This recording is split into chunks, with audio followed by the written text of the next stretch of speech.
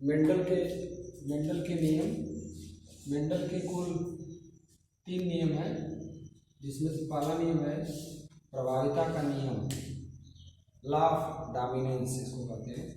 इसको समझते हैं यहाँ पे क्या है लॉ ऑफ डोमिनेंस। जैसे मान लीजिए हमारे पास एक मटर का पौधा है, मटर का पौधा, और वो टाल प्लांट है, यानी उसके तने की लंबाई ज़्यादा है, और एक मटर का बौना पौधा है, ड्वार्फ मतलब बौना पौधा, उसके तने की लंबाई कम है। जब इसके ये टाल प्लांट है, तो इसके लिए टाल प्लांट के लिए जो टाल है वो एक लक्षण है और लंबाई का लक्षण है, और इस लक्षण के लिए कोई ना कोई जीन जिम्मेदार होगा, इस लक्षण के लिए, टाल के लिए, लंबाई के लिए, और वो जीन किसी न किसी गुणसूत्र पे होगा। जैसे लंबाई, टाल प्लांट या ड्वार्फ प्लांट, लंबाई से संबंधित जीन चौथे गुणसूत्र पे पाया जाता है मटर में, चौथे गुणसूत्र में। इस पे वो जीन पाया जा रहा है, तो इसका होमोलोगस है जो बिल्कुल उसका फोटोकॉपी है, तो ठीक वही जीन या एलील इस पे भी पाया जाएगा। जीन टी है और इसके ये 2 एलील हो गए चौथे गुणसूत्र में मटर में। अब क्या होगा, मटर में हम लोगों ने पढ़ा है कि कुल 7 जोड़ी गुणसूत्र होते हैं प्रत्येक कोशिका में, 7 जोड़ी गुणसूत्र। तो जब हम उसमें से चौथे जोड़ी गुणसूत्र पे टाल प्लांट या लंबाई से संबंधित एलील है या जीन है, जब हम टाल प्लांट लेंगे तो उसके कोशिका में क्या होगा, मियोसिस होगा। टाल प्लांट की कोशिका में मियोसिस होगा, तो मियोसिस होने से क्या होगा, सभी जोड़ों में से एक एक गुणसूत्र आएगा। तो कैपिटल टी में से केवल एक ही कैपिटल टी आएगा। ड्वार्फ प्लांट में भी क्या होगा, ये भी मटर का पौधा है, तो उसमें भी ऐसे ही होगा, 7 जोड़ी गुणसूत्र होगा, मियोसिस कराएंगे, ये मियोसिस दोनों के लिए, तो इसमें से भी स्मॉल टी आएगा। और अब ये दोनों क्या कहलाएंगे, गैमेट्स। गैमेट्स किसको कहेंगे, ये कोशिका थी, इसमें मियोसिस हो गया, कोशिका थी, इसमें मियोसिस हो गया, तो अब यहाँ पे कितने गुणसूत्र हो जाएंगे, 7। यहाँ भी कितने गुणसूत्र हो जाएंगे, 7, जबकि पहले इसमें 7 जोड़ी थे। अब इन दोनों का क्या हो जाएगा, फ्यूजन, निषेचन से ही नया जीव बनता है, तो निषेचन हो जाएगा, निषेचन को संयुग्मन भी कहेंगे। तो इन दोनों से जब निषेचन होगा तो जो चौथा गुणसूत्र होगा उस पर कैपिटल टी होगा, इसमें चौथे पे स्मॉल टी होगा। ये वाला इससे पेयर कर जाएगा, ये वाला इससे पेयर कर जाएगा, ये वाला कैपिटल टी वाला स्मॉल टी के साथ पेयर कर लेगा, केवल उसी को दिखाया जा रहा है जिसपे गुणसूत्र है, बाकी को नहीं दिखाया जा रहा। अब कैपिटल टी स्मॉल टी दोनों आ गए, तो ये जो पौधा इन दोनों से निषेचन से बनेगा वो भी टाल प्लांट होगा। टाल प्लांट के साथ यहाँ पे लिखा गया हाइब्रिड, संकर, मिक्सर। संकर का मतलब होता है मिक्सर। ये टाल प्लांट ये भी है और ये भी टाल प्लांट है। इस टाल प्लांट में इस टाल प्लांट में बस थोड़ा सा अंतर है, ये प्योर टाल प्लांट है क्योंकि इसमें सिर्फ इसी दोनों का एलील है। ये टाल प्लांट तो है लेकिन इसमें इसका भी एलील स्मॉल टी है। ये capital T small T word use कैसे करेंगे, हम जब भी टाल और ड्वार्फ प्लांट लेंगे तो हमको पहली पीढ़ी में टाल ही पौधा मिलेगा, तो जो पौधा मिलेगा उसके लिए कैपिटल, उसके जीन के लिए या एलील के कैपिटल लेटर में लिखेंगे, और जो नहीं मिलेगा उसके लिए स्मॉल लेटर में लिखेंगे। कैपिटल टी है तो ये टाल प्लांट हो गया। अब क्या है, यहाँ पे ये मिक्सर है, दोनों का लक्षण इसमें, ये पहली पीढ़ी का पौधा, यह फॉन मतलब होता है फर्स्ट जनरेशन का पौधा मिल गया हमको टाल। इन दोनों से जितने पौधे प्राप्त होंगे वो सब के सब टाल प्लांट होंगे। अब हम लोगों ने क्या किया, जो इन दोनों से जो पौधे प्राप्त हो रहे हैं जितने, वो सब टाल प्लांट होंगे, और इनमें से जितने पौधे प्राप्त हुए उसमें से हमने 2 पौधा लेकर इनके भी जन्म करा के और दूसरी पीढ़ी प्राप्त की। ये पहली पीढ़ी के पौधे थे सारे टाल, इसमें से हमने 2 टाल प्लांट ले लिए, ये टाल है ये भी टाल है, और आपस में ही इनमें निषेचन कराया गया। आपस में निषेचन को स्वपरागण कहेंगे, सेल्फ पॉलिनेशन। प्लांट में होता है परागण, तो परागण अभी छोड़ दे रहे। इसमें से 2 पौधे हम लोगों ने ले लिया और दोनों के बीच हम लोग क्या कराएंगे, स्वपरागण कराएंगे। अब यहाँ पे क्या है, कि ये जो मटर का पौधा है इसकी प्रत्येक कोशिका में 7 जोड़ी गुणसूत्र, इसमें भी होंगे 7 जोड़ी गुणसूत्र। ये चौथे जोड़ी पे कैपिटल टी होगा, स्मॉल टी होगा, इसमें भी क्या होगा, 7 जोड़ी गुणसूत्र होंगे। तो चौथे पे कैपिटल टी स्मॉल टी होगा। इसमें जब हम मियोसिस कराएंगे, इसमें भी मियोसिस कराएंगे, इसमें जब हम मियोसिस कराएंगे, इसमें जब मियोसिस कराएंगे तो हमारे पास दो ऑप्शन होगा। क्या ऑप्शन होगा? सब में से एक एक आएगा गुणसूत्र, सब में से एक एक आएगा गुणसूत्र। तो एक वाले में कैपिटल टी आएगा और एक वाले में स्मॉल टी आएगा। इसमें भी कराएंगे, मियोसिस कराएंगे तो दो कोशिका, फिर बाद में 4 हो जाती है। मियोसिस कराने के बाद इसमें से एक के पास कैपिटल टी होगा, एक के पास, इसलिए मैंने जब इसका डिवाइड किया तो एक कैपिटल टी कर दिया और एक स्मॉल। इसका भी डिवाइड किया तो एक कैपिटल टी एक स्मॉल टी। इसमें डिवाइड किया तो केवल दोनों कैपिटल, इसमें केवल कैपिटल टी। इसमें दोनों स्मॉल टी है तो केवल स्मॉल टी लिखा गया है। अब इसमें से एक कैपिटल टी, ये इस प्लांट के ये दो क्या हो गए? गैमेट्स हो गए। तो एक गैमेट्स इससे फ्यूजन करेगा तो कैपिटल टी मिल जाएगा। यही गैमेट्स इससे भी फ्यूजन कर सकता है तो कैपिटल टी स्मॉल टी मिल सकता है। इसे समझते हैं। इसमें मियोसिस कराएंगे तो एक कैपिटल टी मिलेगा और इसमें इधर वाला स्मॉल टी है तो स्मॉल टी मिलेगा। इसमें भी मियोसिस कराएंगे, कैपिटल टी स्मॉल टी, ये स्मॉल टी, एक में कैपिटल टी आएगा, एक में स्मॉल टी आएगा। अब इसका एक इसके साथ निषेचन करेगा तो कैपिटल टी के साथ भी कर सकता है तो ये आ जाएगा। कैपिटल टी स्मॉल टी के साथ करेगा तो ये आ जाएगा। कैपिटल टी का हो गया, इसका स्मॉल टी कैपिटल टी के साथ करेगा तो फिर ये आ जाएगा। स्मॉल टी के साथ करेगा तो ये आ जाएगा। तो कुल मिला के हमको ये कंडीशन मिलेगी। अभी कराते कैसे? इसका इससे करा दें एक बार, कैपिटल टी मिल गया। फिर इसी का एक बार इससे करा दें, कैपिटल टी स्मॉल टी। अब इसका एक बार इससे कराएंगे, स्मॉल टी कैपिटल टी, तो कैपिटल टी स्मॉल टी लिख सकते हैं, स्मॉल टी। अब जहाँ पे कैपिटल टी है वो तो टाल ही हो, ये भी कैपिटल टी है तो टाल होगा, ये भी कैपिटल। लेकिन ये दोनों क्या होंगे? हाइब्रिड होंगे, मिक्सचर, और ये प्योर टाल प्लांट होगा। और ये दोनों स्मॉल टी है तो ये ड्वार्फ प्लांट होगा। तो कुल मिला के जो 4 पौधे प्राप्त हो रहे हैं उसमें से 3 पौधे क्या हैं? टाल प्लांट है और एक पौधा ड्वार्फ प्लांट है। लॉ ऑफ डोमिनेंस, इसमें 2 नियम है मेंडल के। लॉ ऑफ डोमिनेंस को समझते हैं। जब हम 2 प्लांट लिए, दोनों के बीच हम निषेचन कराए, परागण कराए, निषेचन क्रॉस कराए, ये क्रॉस का संकेत है, क्रॉस कराए तो हमको क्या मिला? पहली पीढ़ी में सारे पौधे टाल मिले। अच्छा, सारे पौधे यही मिले, ये नहीं मिला, तो इसका मतलब ये प्रभावी पौधा है, डोमिनेंट प्लांट जिसको बोलेंगे, डोमिनेंट। और इसको रिसेसिव, पिछले क्लास में हम लोग पढ़े थे। तो डोमिनेंट प्लांट और रिसेसिव प्लांट, ये डोमिनेंट हो गया, ये रिसेसिव हो गया। जिसका लक्षण आएगा वो डोमिनेंट प्लांट होगा, जिसका नहीं आएगा वो अप्रभावी होगा, उसका प्रभाव पहले पीढ़ी में नहीं है। अच्छा, एक और बात ध्यान देना है, हमने टाल और ड्वार्फ प्लांट लिया और हमको पहली पीढ़ी में जितने पौधे प्राप्त हुए टाल प्लांट हुए। अब टाल प्लांट हमने 2 ले लिया और टाल का ही निषेचन कराया। यहाँ पे हमने टाल और ड्वार्फ लिया था तो सिर्फ हमको टाल प्लांट मिले थे, लेकिन उसके बाद जो पहली पीढ़ी के पौधे थे उनके भी जन्म कराया गया, निषेचन, और वो दोनों टाल थे। तो टाल और टाल प्लांट के बीच जन्म कराया गया तो हमको टाल प्लांट तो मिला ही, ड्वार्फ प्लांट भी मिल गया। यहाँ पे टाल प्लांट और ड्वार्फ प्लांट दोनों लिया गया था, लेकिन सारे टाल प्लांट मिले थे। यहाँ पे सिर्फ टाल और टाल प्लांट लिया गया था, लेकिन टाल के साथ ड्वार्फ मिल गया।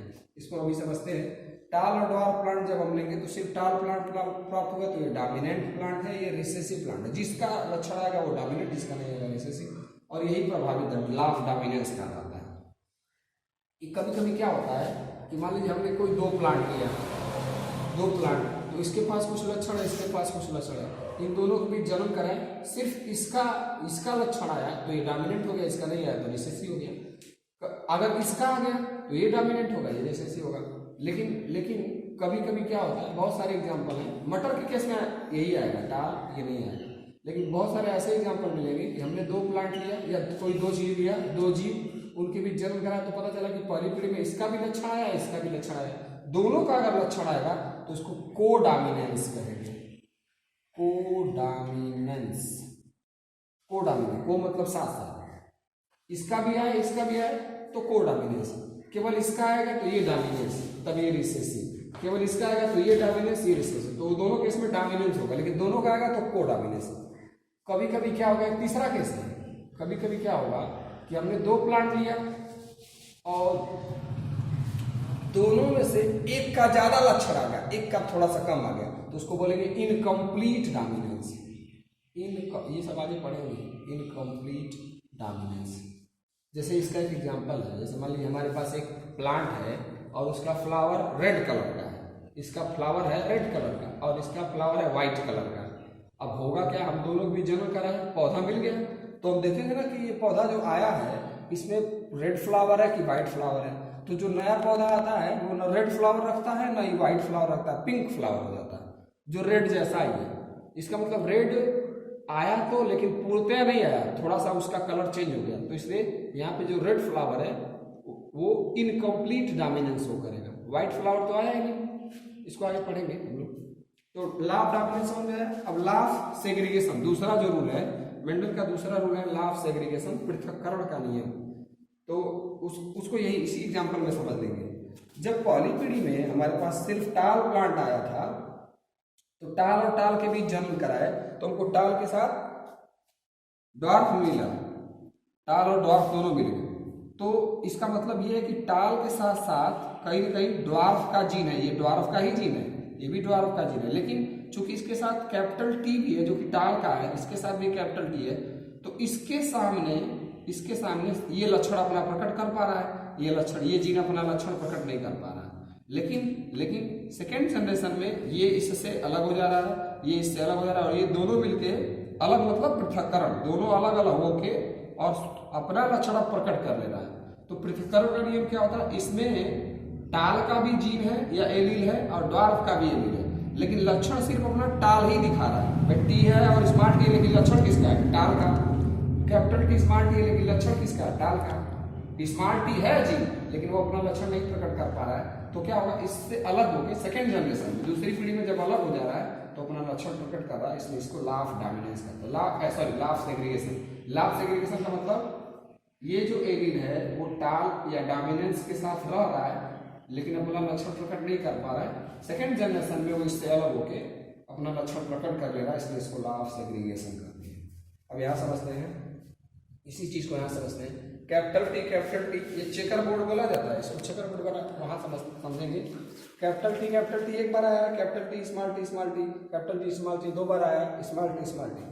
तो ये क्या हमारे लिए दो वर्ड नए हैं, जीनोटाइप और फिनोटाइप। ये सब जीन ही है, जीनोटाइप।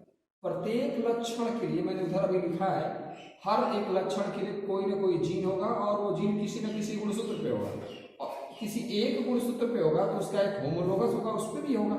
तो हर एक लक्षण के लिए एक जीन होता है और उसके दो एलील होते हैं, दो एलील। तो ये दो एलील ही जीनोटाइप है। अब कैपिटल टी जीनोटाइप का मतलब क्या है, जो हम यहाँ लिख रहे हैं कैपिटल टी स्मॉल टी, वही जीनोटाइप है। कैपिटल टी कौन सा लक्षण दे रहा है, टाल। तो टाल मतलब होगा जो हमको लक्षण दिख रहा है, अपीयर हो रहा है, प्रकट हो रहा है, वो हमारे लिए फिनोटाइप है। ये कंफ्यूजन मैं दूर कर रहा हूँ। जो ये सारे जो वर्ड लिखे गए हैं जिससे कोई लक्षण आएगा, तो जो लक्षण आएगा तो हम देखेंगे तो कहलाएगा फिनोटाइप। भाई हम जब मटर का पौधा लेंगे और देखेंगे तो टाल है, तो हम देखेंगे जो लक्षण हमको दिखेगा उसी को फिनोटाइप कहते हैं। और उसका जीन तो हमको दिख नहीं रहा है, जीन या एलील, लेकिन कोई ना कोई जीन या एलील होगा तो उसका जीनोटाइप होगा। जीनोटाइप मतलब किसी लक्षण के लिए जिम्मेदार एलील या जीन।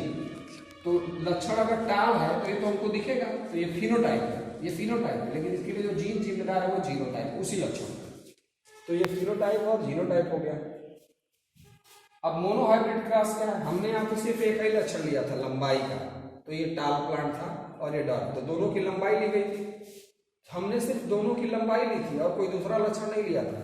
इसको फिर से समझते हैं। टाल, हमने मटर का पौधा लिया था, उसकी सिर्फ लंबाई ली थी, इसकी भी लंबाई देखी जा रही थी, तो एक ही लक्षण दोनों का देखा जा रहा था, और एक ही लक्षण दोनों का लेके हमने क्या किया था, इनके भी जन्म कराया था। तो इसको बोलेंगे मोनोहाइब्रिड क्रॉस। मोनोहाइब्रिड क्रॉस का मतलब यहाँ पे हम इन दोनों प्लांट में, इस प्लांट, ये मटर का पौधा है, टाल प्लांट है, इसके और भी बहुत सारे लक्षण होंगे। ये मटर का पौधा है, ये ड्वार्फ है, लेकिन हम लोगों ने इन दोनों प्लांट का सिर्फ क्या फोकस किया, लंबाई, एक ही लक्षण फोकस किया है। इसके फ्लावर, इसमें फ्लावर भी होगा, बीज भी होगा, बहुत कुछ होगा, लेकिन उन लक्षणों को हमने ध्यान नहीं दिया, सिर्फ इन दोनों के एक ही लक्षण को देख रहे हैं। हमने एक मटर का पौधा लिया, हम इसकी सिर्फ लंबाई फोकस कर रहे हैं, इसके फ्लावर का कलर क्या है, फ्लावर कैसा है, फ्लावर का बीज कैसा है, ये सब हम फोकस नहीं कर रहे हैं, इसकी सिर्फ लंबाई देख रहे हैं, एक ही लक्षण देख रहे हैं। अगर हम मटर का पौधा लेते हैं और इसके फ्लावर का सिर्फ कलर देखते हैं, इसका कलर क्या है, इसका कलर, तो फिर ये भी मोनोहाइब्रिड क्रॉस कहलाता है। किसी प्लांट में हम जब जन्म करा रहे हैं और उसका हम सिर्फ एक लक्षण देख रहे हैं कि उसके एक लक्षण में क्या परिवर्तन आ रहा है, ये मोनोहाइब्रिड क्रॉस है। डाईहाइब्रिड में क्या होगा, दो लक्षण लेंगे, उसका एग्जांपल इधर है। डायहेब्रिड क्रॉस में हम एक ही प्लांट के दो लक्षण को फोकस करेंगे कि इसका ये लक्षण और ये लक्षण क्या हो रहा है। उदाहरण के लिए यहाँ पे है डायहेब्रिड क्रॉस के उदाहरण के लिए मटर का हमारे पास पौधा है, तो मटर के पौधे के बीज की आकृति, अब बीज आकृति मतलब क्या, वो गोल है कि कैसा, जो भी उसकी आकृति हो, उसकी आकृति और साथ में उसी बीज का कलर भी देख रहे हैं। तो अभी यहाँ पे दो लक्षण हो गया, बीज का शेप देख रहे हैं कैसा शेप है और उसका कलर देख रहे हैं। तो एक बार अगर हम किसी प्लांट का या किसी जीव का दो लक्षण फोकस करेंगे कि इसके पास दो लक्षण है, इसके पास दो लक्षण है और जनन कराएं तो वो दो लक्षण कैसे आ रहे हैं। मटर के पौधे के बीज की आकृति और उसका कलर फोकस करेंगे। मटर का एक पौधा हमने लिया जिसके बीज की आकृति गोल है, मान लीजिए हमने मटर का एक ऐसा पौधा लिया जिसके बीज की आकृति गोल है और उसका कलर जो है वो येलो है, उसी बीज का कलर येलो है। हमने एक मटर का पौधा ले लिया, उसके बीज की आकृति और उसका कलर, बीज की आकृति गोल और उसका बीज का कलर येलो। मटर का एक दूसरा पौधा लिया, उसके बीज की आकृति सिकुड़ी हुई और उसका कलर जो है वो ग्रीन मान लिया, ये ग्रीन है। तो हम अब इस बार हमारे पास दो मटर के पौधे, एक ऐसा मटर का पौधा जिसके मटर का ही पौधा जिसके बीज की आकृति गोल है, बीज की अब आकृति देख रहे हैं, इसकी लंबाई नहीं देख रहे हैं, बीज की आकृति गोल, वो भी ध्यान देना और कलर भी ध्यान देना। और एक दूसरा मटर का पौधा लिया, इसके बीज की आकृति सिकुड़ी हुई है और इसके बीज का कलर ग्रीन है। अब हम ऐसे दो पौधे जिसमें से एक के बीज की आकृति गोल और उसका कलर, बीज का कलर येलो, और एक दूसरा मटर का पौधा जिसके बीज की आकृति सिकुड़ी हुई और उसका कलर ग्रीन। अब ऐसे दो मटर के पौधे लेके जन्म कराएंगे और जो मटर का पौधा हमको मिलेगा तो हम उसका क्या फोकस करेंगे, उसके बीज की आकृति और बीज का कलर फोकस करेंगे। यहाँ पे एग्जाम्पल, हमने एक मटर का पौधा ले लिया है, उसके बीज की आकृति क्या है, गोल है और उसके बीज का कलर क्या है, मटर का पौधा है, राउंड एंड येलो सीड, यानी हमने गोल और पीले बीज का एक मटर का पौधा लिया है। और यहाँ पे व्रिंकलेट मतलब होता है सिकुड़ा हुआ, यहाँ मैंने लिखा है व्रिंकलेट मतलब सिकुड़ा हुआ, झुर्रीदार। तो हमने एक मटर का पौधा लिया है और उसके बीज का आकृति राउंड है और उसी बीज का कलर येलो है। और हमने एक दूसरा मटर का पौधा लिया जिसके बीज की आकृति, इसके बीज की आकृति राउंड और येलो, इसके बीज की आकृति, मटर के पौधे के बीज की आकृति व्रिंकलेट मतलब सिकुड़ा हुआ और ग्रीन। अब जब बीज की, अच्छा हम लोगों ने पढ़ा है प्रत्येक लक्षण के लिए कोई जीन जिम्मेदार होता है और वो जीन किसी एक गुणसूत्र पे होगा। अब हमने बीज की आकृति लिया है, तो बीज की आकृति के लिए पिछले क्लास में हम लोगों ने पढ़ा था कि बीज की आकृति के लिए कोई जीन होगा और वो किसी 7 जोड़ी में से किसी एक जोड़ी गुणसूत्र पे होगा। तो बीज की आकृति के लिए कोई एक जो, ध्यान से कैसे समझते हैं, बीज की आकृति के लिए कोई एक, बीज की आकृति एक लक्षण है और उस लक्षण के लिए जिम्मेदार कौन होगा, जीन, और उस जीन के एलील कितने होंगे, दो। तो अगर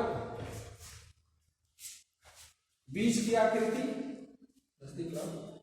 बीज की आकृति ये गुणसूत्र है और बीज की आकृति के लिए जो जीन है वो किस गुणसूत्र पे होता है, 7वें गुणसूत्र पे, और बीज के कलर के लिए जो जीन है वो पहले गुणसूत्र पे होता है। पिछले वाले क्लास में हम लोग पढ़े। तो हर लक्षण के लिए एक जीन है और एक जीन के 2 एलील होते हैं। तो आकृति, फिर से इसको समझ लेते हैं, ये एक जोड़ी गुणसूत्र मैंने क्यों बनाया, 7वें जोड़ी गुणसूत्र पे बीज की आकृति का जीन है यहाँ पे, और वो जीन कौन है, कैपिटल डब्ल्यू। और पहला जो गुणसूत्र है, पहला जोड़ी, उस पे कलर का है, तो कलर इसका येलो है इस मटर के पौधे का, तो उसके लिए जीन कैपिटल जी है, और इसके आकृति के लिए जो जीन है वो कैपिटल डब्ल्यू है, राउंड एंड येलो के लिए। यहाँ पे जो मटर का पौधा लिया गया है, तो ये भी मटर का पौधा, ये भी मटर का पौधा है, तो इसके बीज की आकृति का जीन 7वें जोड़ी पे है, तो इसमें भी बीज की आकृति, भले आकृति कोई भी हो लेकिन है तो आकृति और पौधा भी वही है, तो इसमें भी जीन कहाँ पे होगा, 7वें जोड़ी पे होगा। और कलर के लिए जो जीन होगा वो पहले जोड़ी पे होगा। इस पे जो जीन है स्मॉल जी है, इसलिए इसका ग्रीन कलर है। इसमें कैपिटल जी इसलिए इसका कलर येलो है। इसमें स्मॉल डब्ल्यू है इसलिए इसका शेप जो है वो रिंकलेट है, सिकुड़ा हुआ है। इसमें कैपिटल डब्ल्यू इसलिए इसका शेप राउंड है। अब हमारे पास 2 ऐसे पौधे हो गए जिनमें से एक राउंड एंड येलो है और एक रिंकलेट एंड ग्रीन है। अब ऐसे दो पौधे का हम क्या कराएंगे, जनन कराएंगे। तो अब पिछले वाले क्लास में हम लोग पढ़े थे मियोसिस कराएंगे। तो 7 जोड़ी जो गुणसूत्र है, 7 जोड़ी जो गुणसूत्र है, इसमें मियोसिस कराएंगे। तो अब ये 7वां है, तो 7वें पे क्या है, कैपिटल डब्ल्यू है। और इसी में पहले पे क्या है, कैपिटल जी और कैपिटल जी है। जब इसमें मियोसिस कराएंगे तो हमको कितने सेल मिलेंगे, 2 मिलेंगे। सब में कितने गुणसूत्र आ जाएंगे, 7 जोड़ी अलग हो जाएगा। तो इसमें से एक क्या आएगा हमको 7वें पे, कैपिटल डब्ल्यू आएगा, और पहले पे क्या आएगा, कैपिटल जी। तो इसमें मैंने कैपिटल डब्ल्यू कैपिटल जी एक साथ आएगा। पहले पे आएगा जी पहले वाले पे, और लास्ट वाले पे आएगा कैपिटल डब्ल्यू। इसमें भी वही काम होगा। इसमें भी क्या होगा, एक कोशिका होगी, इसमें 7 जोड़ी गुणसूत्र होगा। उसमें क्या होगा, पहले वाले पे स्मॉल जी होगा, और 7वें वाले पे स्मॉल डब्ल्यू होगा। लेकिन इसमें जब मियोसिस कराएंगे तो इससे भी 2 कोशिका बनेगी। सब में एक एक गुणसूत्र आएगा 7। तो इसमें से एक स्मॉल जी आएगा, इसमें से स्मॉल डब्ल्यू आएगा। तो कुल मिला के स्मॉल डब्ल्यू स्मॉल जी इसमें आएगा मियोसिस से, इस कैपिटल डब्ल्यू कैपिटल जी इसमें से आएगा। और जब इन दोनों के बीच अब क्या कराएंगे, जनन कराएंगे। जब जनन कराएंगे, इसका एक कोशिका जिसमें एक कैपिटल डब्ल्यू होगा, एक कैपिटल जी होगा, और इसकी एक कोशिका जिसमें एक स्मॉल जी होगा और 7वें पे एक स्मॉल डब्ल्यू होगा। इन दोनों के बीच जब जनन कराएंगे तो इन दोनों कोशिका के मिलने से एक कोशिका बन जाएगी। अब ये सब पेयर कर जाएंगे, ये इसका इसके साथ पेयर हो जाएगा। तो पेयर जब हो जाएगा तो क्या होगा, कैपिटल जी स्मॉल जी के साथ पेयर कर जाएगा, और कैपिटल डब्ल्यू जो है वो स्मॉल डब्ल्यू के साथ पेयर जाएगा। तो ये जो नया प्लांट आएगा उसमें 7 जोड़ी गुणसूत्र होंगे। अब पहले जोड़ी पे कैपिटल जी होगा, और उसी में दूसरे पे स्मॉल जी होगा, और 7वें पे कैपिटल डब्ल्यू होगा, दूसरे वाले पे स्मॉल डब्ल्यू होगा। ये पौधा कैपिटल डब्ल्यू रख रहा है, तो जिसमें कैपिटल डब्ल्यू होगा वो राउंड होगा ये इस पौधे में। और ये पौधा कैपिटल जी भी रख रहा है, तो कैपिटल जी जिसमें होगा वो येलो होगा। तो जो पहली पीढ़ी का जो पौधा होगा वो राउंड एंड येलो सीड वाला होगा। यदि पहली पीढ़ी में जो पौधा मिलेगा उसका बीज कैसा होगा, राउंड एंड येलो। बाकी ये जो चेकर बोर्ड है इसको अगले पार्ट में पढ़ लेंगे।